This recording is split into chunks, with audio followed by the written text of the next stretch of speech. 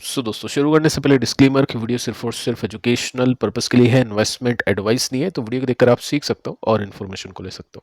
बाकी इसके पहले वाली वीडियो में हमने आज के मार्केट को डिस्कस किया, निफ्टी के टेक्निकल्स के ऊपर डिटेल में बात की है, कुछ बड़ी खबरें हैं मार्केट के ऊपर इम्पैक्ट डालेगी कल के दिन, उसके ऊपर बातचीत हो चुकी है। साथ में 5 कंपनीज है, स्टॉक्स है जिनको लेकर कुछ बड़ी न्यूज़ है, वो भी हमने यहाँ पे कवर की है। अब दोस्तों आ जाते हैं यूएस के बाजार पर। देखिए डाउ जोन्स में रिकवरी है, इस वजह से अभी न्यूट्रल हो चुका है, बाकी नीचे था। नेस्टे को देख लेते हैं, नेस्टे के अंदर रिकवरी है लेकिन अभी भी रिकवर हो नहीं पाया, 355 पॉइंट्स नीचे है, 1.53% की मंदी। साथ में फैंग को देख लेते हैं, फैंग अभी 222 पॉइंट्स नीचे है, यानी 1.5% की गिरावट है। यानी टेक कंपनीज के स्टॉक्स अभी नीचे हैं। न्यूज अगर हम देखें तो यहाँ पे सिंपल मेंशन कर रखा है कि एनवीडिया भी नीचे है और उसकी वजह से नेस्टेक नीचे है, फैंग नीचे है। अगर आप नेस्टेक की टॉप होल्डिंग को देखोगे तो आपको नेस्टेक 100 के अंदर सबसे ऊपर एनवीडिया देखने को मिलेगा, उसके बाद में एप्पल देखने को मिलेगा, माइक्रोसॉफ्ट, मेटा, यानी जो टेक कंपनीज है, एआई कंपनीज है मोस्टली, वही आपको नेस्टेक के टॉप पर देखने को मिलेगी। तो उन कंपनीज के स्टॉक्स अभी नीचे हैं। न्यूज आ रही है कि एआई बबल बर्स्ट हो सकता है, तो उसको लेकर कुछ अपडेट्स है जिसको आगे चल के अपन चेक करते हैं। साथ में आप देख सकते हैं एनवीडिया भी 5% की गिरावट के साथ में परफॉर्म कर रहा है। ठीक है, इसके बाद में देखिए दोस्तों, एक क्वेश्चन ये आता है कि फैंग का ईटीएफ तो अवेलेबल नहीं है वहां पे, तो सर्किट के अंदर ईटीएफ चल जाता है, बाइंग होती नहीं है। तो एनवाईएससी फैंग को खरीदने के लिए क्या हम ईटीएफ नहीं खरीद के क्या म्यूचुअल फंड खरीद सकते हैं क्या? अगर आप सर्च करोगे एफओएफ यानी फंड ऑफ फंड्स, तो इसमें आपको ये फंड देखने को मिलेगा और इसके अंदर रिटर्न्स अगर आप देखोगे तो बहुत अच्छे, उसमें कोई दिक्कत नहीं है। जो भी गिरावट आती है इन्वेस्टर्स के लिए अपॉर्चुनिटीज आती है और अभी के समय ये गिरावट के साथ में अवेलेबल है।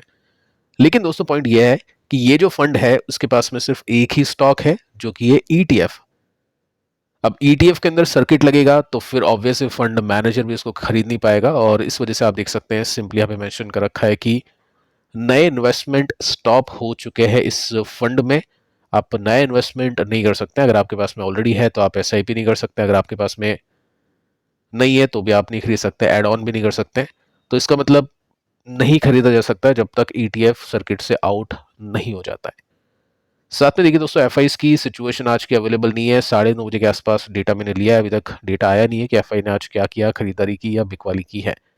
सबसे बड़ी न्यूज़ जो पिछले वीडियो में मैं आपको बता चुका हूं, जिसकी वजह से कल का दिन डिसाइड होगा कि कल ब्लैक फ्राइडे देखने को मिलेगा या फिर टीजी देखने को मिलेगी मार्केट के अंदर। सभी के समय टॉक चल रही है, बातचीत चल रही है, लेकिन बातचीत से प्रॉब्लम सॉल्व होती हुई देखने को नहीं मिल रही है। आप देख सकते हैं लाइव अपडेट के अंदर आपको देखने को मिलेगा कि ईरानियन ऑफिशियल्स ने कहा है कि की हर्डल्स अभी भी है वहां पे। ईरान बेसिकली चाहता है कि दो तरह की बातें हो, एक न्यूक्लियर बात हो, एक नॉन न्यूक्लियर बात हो, और वो चाहता है कि दोनों को अलग अलग तरह से सॉल्व करें। लेकिन यूएस दोनों को मिक्स करना चाहता है। यूएस नहीं चाहता है कि न्यूक्लियर वेपन वहां पे बने, तो उसके बेसिस पे यहाँ पे भी चीजें अटकी हुई है। और ईरान के ऑफिशियल्स अगर कह रहे हैं कि हर्डल्स अभी भी है, इट मींस प्रॉब्लम है और बातचीत से हो सकता है मुद्दा ना सुलझे, और वीकेंड के अंदर ही हो सकता है कि कुछ ना कुछ अटैक यूएस ईरान के ऊपर करके समझाने की कोशिश करे। और अगर ऐसा होता है तो डेफिनेटली फिर मार्केट को उसका झटका लग सकता है। देखते हैं फाइनल आउटकम क्या आता है, क्या कुछ निकलता है बातचीत से। लेकिन अभी की जो अपडेट है वो कुछ खास देखने को नहीं मिल रही है। अब दोस्तों बात करते हैं एक बड़ी न्यूज़ को लेकर, जिसमें एआई हाइप को लेकर कुछ चर्चा की है। कुछ बड़े इन्वेस्टर हम बोल सकते हैं, बिजनेसमैन हम बोल सकते हैं, उनकी तरफ से कुछ इंटरव्यू कंडक्ट किए, जिसमें नारायणा मूर्ति है जो कि इन्फोसिस के फाउंडर है, आदित्य पुरी है जो कि एचडीएफसी बैंक के सीईओ रह चुके हैं।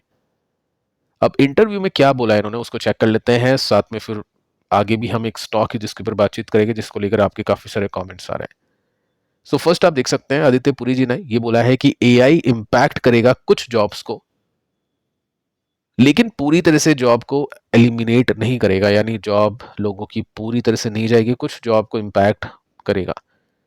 अगर ऐसा लोग कहते हैं कि 60% जॉब चली जाएगी, तो वो बहुत ही ज्यादा उसको हम बोल सकते हैं कि वो होगा नहीं। जरूर से ज्यादा उसको डराने की कोशिश की जा रही है कि 60% जॉब चल जाएगी, ऐसा नहीं मानते हैं ये। सेकंड आप देख सकते हैं यहाँ पे, थर्ड ये पॉइंट आप देख सकते हैं कि यहाँ पे मेंशन कर रखा है कि ह्यूमन के साथ में एआई काम करेगा, कंप्लीटली रिप्लेस नहीं करेगा ह्यूमन को। साथ में फोर्थ पॉइंट आप देख सकते हैं कि ये जो पॉइंट्स है, जैसे कि जॉब जाएगी, कुछ कुछ जॉब जाएगी, 60% नहीं जाएगी, ये जो पॉइंट है ना, ये भी होने में काफी टाइम लगेगा, ग्रेजुअली होगा, ये धीरे धीरे होगा, 10 से लेकर 20 साल लग सकते हैं एआई को लोगों की जॉब खाने में, और उतने में तो लोग ट्रेन होना शुरू कर देंगे एआई के साथ में, कुछ नई टेक के साथ में। सो कहने का मतलब है कि जितना ज़्यादा हाइप किया जा रहा है उतना ज़्यादा डर है नहीं। आगे चलते हैं। इन्फोसिस के फाउंडर ने क्या बोला उसको चेक कर लेते हैं। एआई सिग्निफिकेंटली इंप्रूव करेगा प्रोडक्टिविटी को। जो लोग उसको सीख रहे हैं और उसको यूज कर रहे हैं बहुत अच्छी तरह से, उनका बेनिफिट है। सो जितना टाइम यहाँ पे लगेगा, 10 15 20 साल लग सकते हैं इन सब चीज़ों को प्ले होने में, तो उतने में लोग सीख जाएंगे, ये कहना है इन्फोसिस के फाउंडर का। साथ में आप देख सकते हैं कि मेंशन कर रखा है कि एआई को हम एक ब्लेसिंग की तरह देख सकते हैं, ना कि उसको डर की तरह देखना चाहिए। साथ में एआई एक टूल है जो कि ह्यूमन को रिप्लेस नहीं करेगा, लेकिन ह्यूमन के साथ ही परफॉर्म करेगा। तो ये यहाँ पे बातें कही जा रही हैं। ठीक है, आगे चलते हैं। डेटा देखे तो डेटा देखो क्या कहता है। इनका जो इंटरव्यू है, इनका जो कहना है वो डिफरेंट है, लेकिन जो डेटा है, जो रियल डेटा है ना, वो डिफरेंट है। और आपको थोड़ा सा रियल डेटा देखना चाहिए, लेकिन रियल डेटा देखने का तरीका भी होता है। ठीक है, अब देखो यहाँ पे हमने बातचीत की थी कि एंथ्रोपिक का जो मार्केट कैप है 380 बिलियन डॉलर का हो चुका है। जो लास्ट फंडिंग राउंड हुआ था उसके बेसिस पे ये मार्केट वैल्यूएशन उसको मिल रही है। और ये जो वैल्यूएशन है ना, ये कंबाइन मार्केट कैप है टॉप इंडियन आईटी स्टॉक्स का। अगर मैं आईटी इंडेक्स की बात करूं तो आईटी इंडेक्स में जितनी भी कंपनीज है, जितनी भी कंपनीज उनके मार्केट कैप को टोटल कर ले, जोड़ दें, तब भी एक एंथ्रोपिक कंपनी से कम है। ठीक है, तो ये डर की बात है कि यहाँ पे इन्वेस्टर्स एंथ्रोपिक के ऊपर बिलीव कर रहे हैं क्योंकि डेटा उनको ऐसा दिख रहा है, तो एंथ्रोपिक के अंदर पैसे लगाए जा रहे हैं। अब देखिए दोस्तों, यहाँ पे आप नोटिस कर सकते हैं कि आज के दिन जो आईटी कंपनीज है उनके स्टॉक गिरे नहीं, 2 4% चले हैं। जब भी ऐसा कुछ होता है तो उसका मतलब होता है शॉर्ट कवरिंग, कि जिन भी इन्वेस्टर्स ने शॉर्ट किया था वो अपने प्रॉफिट को बुक करने के लिए उसको बाय करते हैं, उसको कवर करते हैं। इस वजह से बाइंग आती है, स्टॉक गिरते नहीं है, उसको शॉर्ट कवरिंग बोलते हैं। तो इसका मतलब ये है कि आईटी शेयर्स का बॉटम अभी नहीं बना है। टेक्निकली ये देखेंगे आगे चल के कब बॉटम बनता है, किस तरह की चीज़ें प्ले करती हैं। हो सकता है क्वार्टरली रिजल्ट का वेट इन्वेस्टर्स करें, उसके बेसिस पे चीज़ों को देखें। अब जैसा कि अपन यहाँ पे देख रहे हैं कि एंथ्रोपिक एक जगह और पूरी आईटी कंपनीज एक जगह। अब इससे मुझको एक चीज़ याद आती है, ये वाली इमेज जिसके अंदर आप सिंपली नोट कर सकते हैं कि टेस्ला का जो मार्केट कैप है वो एक तरफ, और यूएस की और जो चाइना की हम बोल सकते हैं जो बड़ी बड़ी कंपनीज है, ऑटोमोबाइल कंपनीज है, उनका मार्केट कैप एक तरफ। आप देख सकते हैं एक टाइम पर जो टेस्ला का मार्केट कैप $1 ट्रिलियन को हिट कर गया था, अभी ऊपर नीचे हो चुका है, ये इमेज थोड़ा पहले की। और इन कंपनीज के कंबाइन अगर मार्केट कैप को देखें तो वो टेस्ला के बराबर था। अब उसके बाद में क्या हुआ उसको चेक कर लेते हैं। सो यहाँ पे आप नोटिस कर सकते हैं जो टेस्ला की वैल्यूएशन है अभी भी महंगी है, 377 का पी है इसका। ठीक है, और ये जो डेटा था ये 5 साल पुराना डेटा था। उसके बाद में क्या हुआ, उसके बाद में 5 साल में टेस्ला में रिटर्न्स काफ़ी कम बने, स्टॉक डबल भी नहीं हुआ। और जैसे ही ये हुआ था, वैल्यूएशन की हाइप मिली थी, यहाँ पे जो तेजी बनी थी, उसके बाद में एक शार्प करेक्शन आया था। उसके बाद भी आप देख सकते हैं कि यहाँ पे कुछ खास रिटर्न्स इन्वेस्टर्स के नहीं बने। इसका मतलब क्या है, जो मैं आपको ऑलरेडी बता चुका हूँ कि मार्केट कभी भी इस तरह से नहीं चलता। मार्केट हमेशा इस तरह से चलता है कि मार्केट के अंदर क्या होगा कि जब स्टॉक्स हाइप में हो गए, जब अच्छी न्यूज़ आ रही होगी तो बाइंग होगी। तो बाइंग होती है तो कभी कभी ओवर बाइंग हो जाती है, जिसकी वजह से स्टॉक ओवर वैल्यूड हो जाता है। क्योंकि ये रियल वैल्यूएशन अगर हम माने इस प्लेन लाइन को, तो फिर यहाँ से स्टॉक कभी कभी काफ़ी ऊपर चल जाते हैं, जिसमें फिर करेक्शन होता है। करेक्शन होता है तो स्टॉक को गिरना तो चाहिए यहाँ तक, लेकिन वो फियर के चक्कर में स्टॉक जरूरत से ज़्यादा गिर जाते हैं, और यही साइकिल रिपीट होती रहती है। सो वही पॉइंट अभी आप देख रहे हैं कि जो एआई कंपनीज है, डेटा सेंटर कंपनीज है, उनके अंदर जरूरत से ज़्यादा बाइंग हो रही है, और वो चलेगी भी। हम और आप पता नहीं कर सकते, या कोई भी पता नहीं कर सकता है कि बाइंग कब रुकेगी, लेकिन साइकिल चेंज होती है। एआई कंपनी के स्टॉक्स भी नीचे आएंगे और आईटी कंपनी के स्टॉक्स भी ऊपर जाएंगे। पॉइंट ये है कि जब भी फियर का माहौल होता है तो आपको स्टॉक सस्ते में अवेलेबल हो जाते हैं। तो वो जो टाइम है अभी आईटी कंपनीज के लिए देखने को मिल रहा है। तो उसके हिसाब से चीज़ों को देखना पड़ेगा। आईटी कंपनीज के स्टॉक्स डेफिनेटली रिकवरी दिखाएंगे जब एआई बबल बस्ट होगा, और आईटी कंपनी के स्टॉक के अंदर भी तेजी देखने को मिलेगी। बट पॉइंट ये है कि कब। तो अभी तो फिलहाल जो फियर है वही देखने को मिल रहा है। फियर कब न्यूट्रल होगा, कब ग्रीड में आएगा, उसकी बात आगे होगी। 2020 के बाद में आपने देखा कोविड के बाद में कैसे ग्रीड आया और कितनी आईटी कंपनीज की वैल्यूएशन ऊपर चली गई थी। तो वो ग्रीड वाला माहौल भी आएगा, लेकिन उसको टाइम लगेगा। फिलहाल अभी फियर वाले माहौल में अपन है। और सपोर्ट की बात करें तो अगला सपोर्ट यहाँ से ये 14% नीचे है यानी और पेन यहाँ पे देखने को मिल सकता है। इस वजह से थोड़ा सा इन्वेस्टर्स कोशिश करें कि ग्रेजुअली इन्वेस्ट करें, लमसम ना करें और चीज़ों को देख के करें, नंबर्स को देख के। अगले एक महीना बाकी है, उसके बाद में एक नेक्स्ट क्वार्टर के रिजल्ट भी अपन इनमें देख पाएंगे।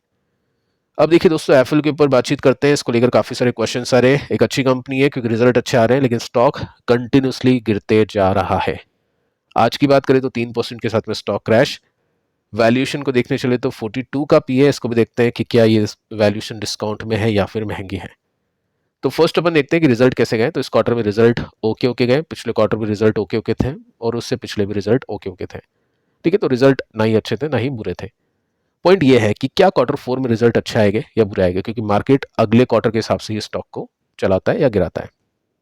सो यहाँ पे आप देख सकते हैं सीक्वेंटली आउटलुक, यानी क्यून के बेसिस पे आउटलुक कुछ ऐसा है कि कंपनी का रेवेन्यू मार्जिनली पॉजिटिव हो सकता है। मार्जिनली यानी बहुत कम परसेंटेज के साथ में। सेकंड, फ्लैटिश भी देखने को मिल सकता है, यानी Q3 और Q2 के बीच में, Q3 और Q4 के बीच में कुछ खास डिफरेंस देखने को नहीं मिलेगा। तो वो चीज़ इन्वेस्टर्स को पसंद नहीं आई है।